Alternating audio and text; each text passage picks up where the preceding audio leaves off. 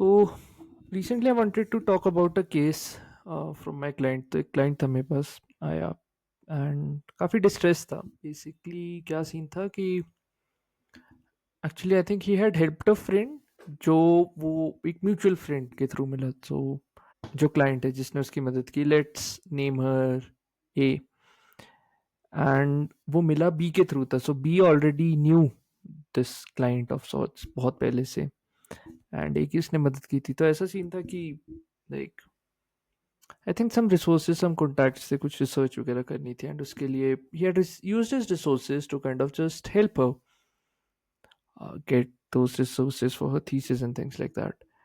तो चलते चलते क्या हुआ, it was cool till a point, and then एक कोल्ड शोल्डर आ गया एकदम से. लाइक तो जब हम थोड़ा डिटेल में गए, पता लगा कि इनिशियली क्या हुआ था कि he was talking to that person B. बहुत बहुत अच्छे दोस्त हैं, आई थिंक 10-15 साल. एंड एक 5-6 साल से कोई कांटेक्ट नहीं था, and एकदम से बी का मैसेज आता है कि मेरी एक दोस्त है, ऐसा ऐसा करते मदद. And this is after 4-5 years. तो वहाँ पे एक पैटर्न पता लगा कि यार जब अपना काम था तो suddenly they kind of reached out. And I think वो नाइविटी थी हमारे क्लाइंट की कि थोड़ा बेचारा समझ नहीं पाया कि जब अपने फायदे के लिए people kind of come and go right in life, and ऐसा बहुत होता है. तो suddenly that new friend, that a person also starting ghosting her. And एक इंसिडेंट हुआ था जिसके बाद he reached out to me कि यार एक टाइम मैं एक मॉल पे जा रहा था, मतलब आंखों में आंखों डाल के देखा, वो दोनों दोस्त साथ में घूम रहे थे एंड बी और मैं इस तरफ था. तो देखा आंख में और सीधा चले गए. एंड दैट हर्टेड हिम, क्योंकि ऐसा नहीं था कि कुछ he was expecting sexual things in return. होता है ना कि यूजुअली लोग मदद या बंदे मदद तब करते हैं कि यार कुछ हम गुड गाय नाइस गाय बनेंगे ताकि we can get close to that person. But इसके केस में ऐसा नहीं था.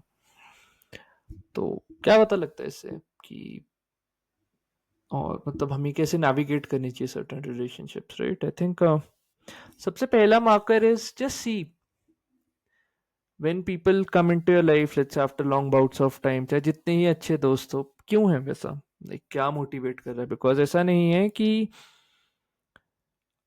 दे are not living life all the time. It's just that they grew accustomed to live without your company, and like उन्हें फर्क नहीं पड़ता whether you exist or do not exist.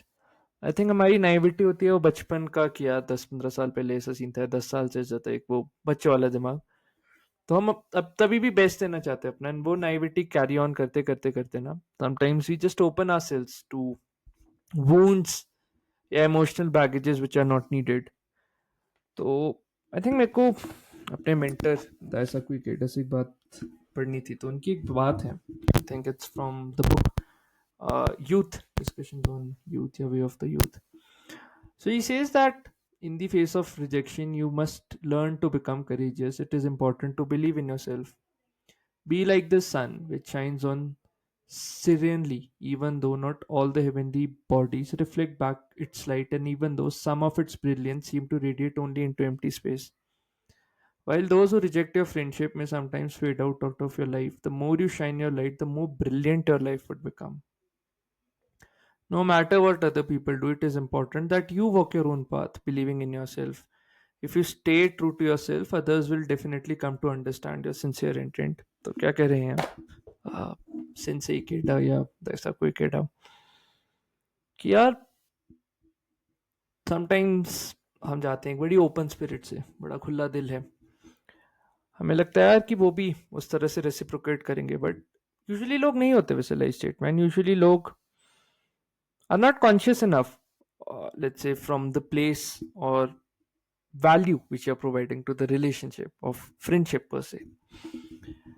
तो इट्स इम्पॉर्टेंट, मतलब मैंने भी अपनी क्लाइंट को ये बोला था कि जरूरी नहीं है कि जो आपकी रेडियंस है या जिस लेवल से आप आ रहे हो सब उस चीज को एक्सेप्ट कर रहे हैं.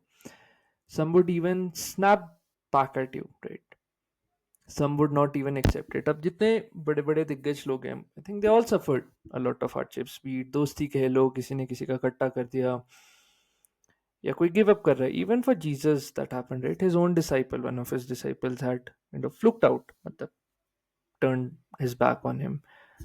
तो जितने भी बड़े बड़े दिग्गज हैं जिन्होंने सबसे ग्रेटेस्ट कंट्रीब्यूशन किया है, लाइक ये इनएविटेबल पार्ट है लाइफ का। नाउ इम्पोर्टेंट ये है कि क्या हम उस इवेंट को लेके पकड़ के बैठ जाए एक फंदे रस्सी की तरह, कि यार रस्सी खींचे जा रही है आगे से और हमने पकड़ रखा और खून खून आ गया, दर्द हो रही है, या रस्सी छोड़े, वो अपने रास्ते, हम अपने रास्ते, क्योंकि किसी और का बैगेज अपने को नहीं चाहिए। अपने को एक क्लीन लाइफ, क्लीन से मेरा मतलब ये with very less baggage and more focus towards like एक इंडिविजुअल पोटेंशियल अपना ब्लॉसम करना। तो फालतू की बकचोदी से हटाओ अपनी एनर्जी एंड सारी एनर्जी काइंड ऑफ इन्वेस्ट करो जहाँ पे it's really required, that is to build your own life, build your own skill set and let's say fight injustice अगर आपको लगता है कभी, और एक बड़े लेवल पे, राइट? ये छोटी मोटी battles तो doesn't even like count as battles. तो हाँ, that's a small POV which I wanted to share. Let me know what you feel about it, and until then, this is Debashish Pindra. Bye.